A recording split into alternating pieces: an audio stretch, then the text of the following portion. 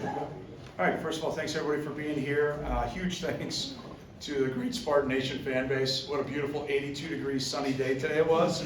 And to see that type of support was amazing. So huge kudos and thank you, to our great fans. A couple of thoughts. We've had a ton of development and growth. Starting in the winter with strength and Coach Welsh, our body weights are up over 6 pounds per guy. Just really impressed with the job that he's done and the way that our guys have come together and really start to forge a brotherhood, which it's them giving of themselves for the greater good of the team, and to see that growth as a group has been outstanding. Now that we're going to add 13 new guys here in the summer, but to see that brotherhood really start to come together is something I'm really proud of the guys. Really thankful for the alignment. To have Kevin Guskowitz as our president and Jay Batt as our AD, you can feel that along with our coaches and our staff and the way that our players have bought into what we've brought here from a values thought process, the way that we want to go about developing the program, developing them individually. They bought in, but to have that alignment is something that I'm very grateful for and very thankful for as we move forward and just couldn't be more excited about the future of Michigan State football. As I alluded to when I first got here, toughness was born here, and we're working our tails off to establish that. Early practices, kicking things off at 6:20 in the morning. We had guys that had to be in the building at 4:50, 4:30 to get warmed up, get ready to go. We pushed them hard in every aspect of everything we've done since we've started, and the guys have responded, and they've responded in a positive way. So it's exciting. It's exciting the way that they're investing. It's exciting the way that they're grinding. And then to think about where we're at with, as I alluded to a second ago, with the alignment, with the kickoff of Spartan Ventures, and all the support that we've got from President Guskowitz and Jay Batt. It's an awesome time to be a Spartan. When we put the roster together, it was to add competitive depth, and you saw a lot of different guys get reps today. And that obviously is a snapshot of one day of practice. But I like a lot. I like where we're at from a standpoint of we have a lot of depth that's going to have to compete, improve, and get better as we move forward here in this next and probably most important phase of team development, which is the third quarter of the off season, which is summer workouts.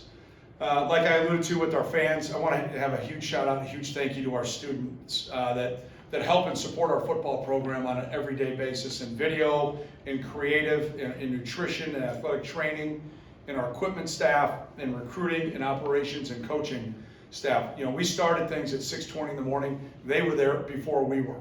They were there after we left. And so for our students that come and support Spartan football, we're incredibly thankful and incredibly grateful for them. And then, like I said, we're fired up for this next step. We've got a couple weeks here, finals coming up in a week, and then we move forward with a couple weeks off, and then the guys get back and we get into that third quarter where we really kick things into overdrive from a strength, a conditioning, and really coming together standpoint. So fired up for that next step, just so we're all scoring at home. We start camp in 110 days. We'll be back in Spartan Stadium to take on the opener in 141 days. And we go down the road to take on Michigan in 203 days. So those things are all top of mind with me, with our coaches, with our program. And so that's what's coming up next for us, is this next step here in the third quarter. So appreciate you listening, and I'll answer any and all questions that you have. So thanks a lot. Okay, so time for you to start with that. Hey Pat, it seemed like defense obviously seemed like they had the upper hand today. I was wondering if that was kind of what you expect when you retain a coordinator and you've got new offense coming from the other side, and just kind of your thoughts overall about how. Yeah, I wouldn't overthink who had highs and lows today. It was one day of practice. I'd say on Thursday the offense had more production, so today was a good day for the defense.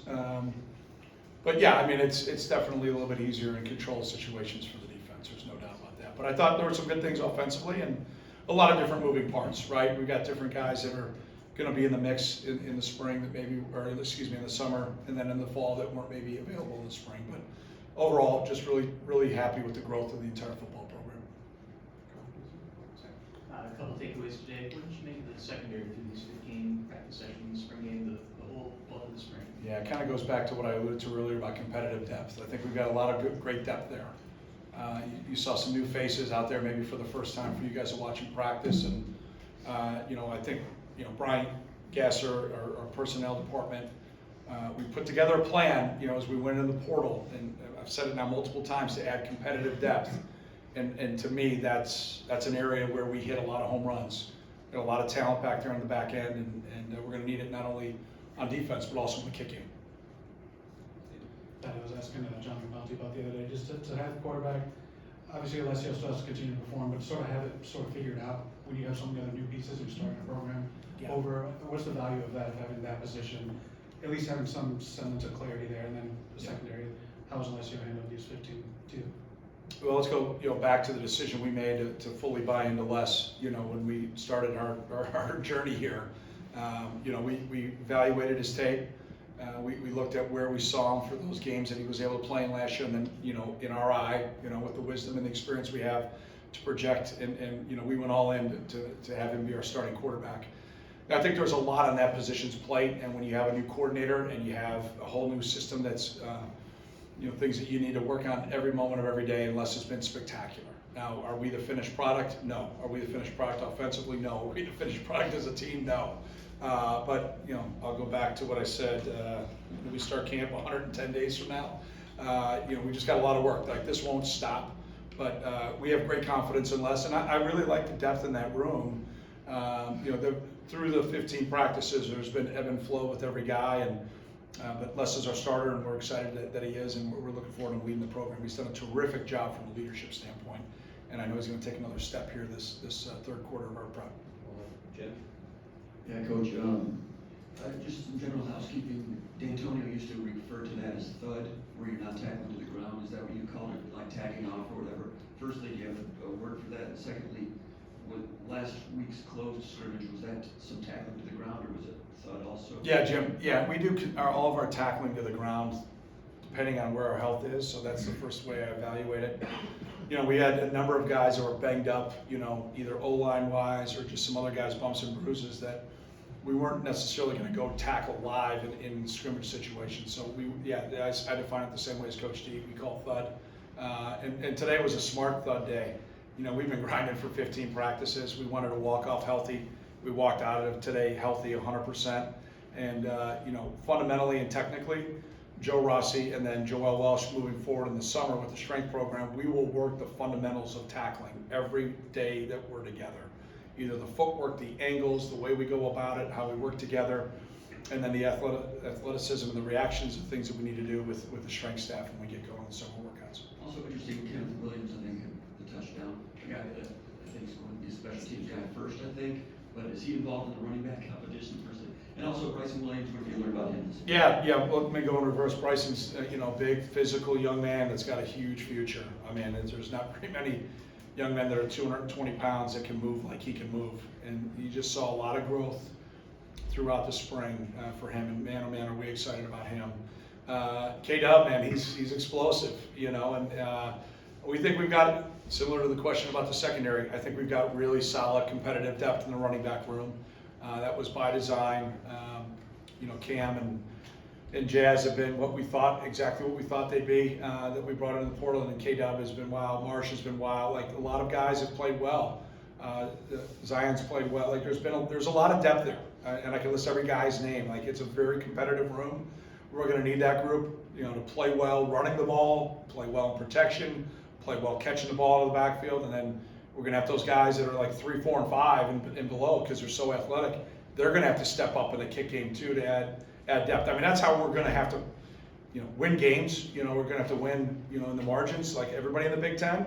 And that third phase in the kick game, we've got to get that group to believe and buy into how important that is. And they've been great all spring, but that room is going to be really important in the kick game.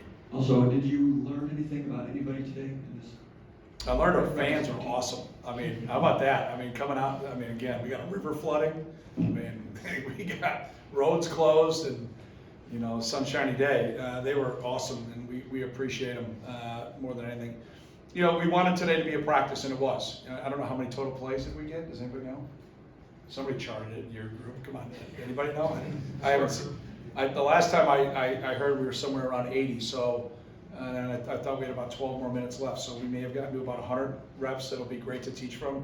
And again, in a practice, there's so much ebb and flow that you have. I'm the happiest guy in the program right now because we walk out of today healthy. And that was, you know, obviously goal number one, so I'm ecstatic about that. Time for a couple more percent of coach has the other say, Chris. You mentioned, I think in talking about Bryson, about the growth from practice 1 to this practice. When you look at guys in this part of the year, how accelerated can that growth be in April? And when does that growth process, I guess, I don't want to say stop, Yeah. but when you get into fall camp, like, is there a point in fall camp where you're saying, this guy's taking leaps and bounds from April to now, before the season starts? Yeah, I think improvement is ongoing. That road is always under construction. I mean, all the way through. It will never stop. You know, my last college game was just that kid named Peyton Manning. He turned out to be a pretty good player. You can figure out my last game, how that went with me on defense and him at quarterback. But with that being said, you know, he came and spoke to our quarterbacks at my last stop. He was going into his time at Denver, and he brought a couple of his notebooks. He brought a notebook from our game that we played against each other, and then he brought the notebook from the last game he had played. Like, he never stopped, and that is our mindset. That's what Nick is talking to the guys about. You know, that road of improvement is always under construction, and we will be grinding all the way through. You never know. You never know when all of a sudden it clicks for a guy, and I've learned a long time ago, you never give up on a guy. You never give up. You just keep coaching, and you know, I'm like, going back to your question about Bryson, he's just learning a new offense, kind of being at one position now for the first time. There's just a lot going on, and man, are we excited about him. Kind of adding to that, for freshmen in particular, like a guy like Cade, you saw him kind of on that rollout with a big arm. Like, is there a potential for those freshmen to take that kind of leap between now and fall? 100%. And I reserve the right to play the best 11 players on every single snap. I don't care how old you are, where you're from, none of that matters. We're going to do everything we can. And that's going back to that theme of competitive depth. I want every guy walking out of here feeling like they can be a starter. And where they're at maybe right now, you know, what's more important is where their confidence is. And we've got to get this group, just as a team, we got to harden our edge. We got to get tougher. We got to get mentally tougher. But we got to get more confidence and a little bit more swagger. And that's going to happen through preparation. And you know, it'll be in earnest when those guys come back. They're walking out of here with a workout plan for the next 3 weeks, 4 weeks, and we will be checking in to make sure that we're going where we need to go and how we need to do it. Because when we come back, we're going to hit the ground running. We're not going to kind of ease into it when the guys get back in June. All right, Coach, we're gonna get upstairs, so Okay. thank you for your time, appreciate it. Yeah, thank you guys so much. It's been a great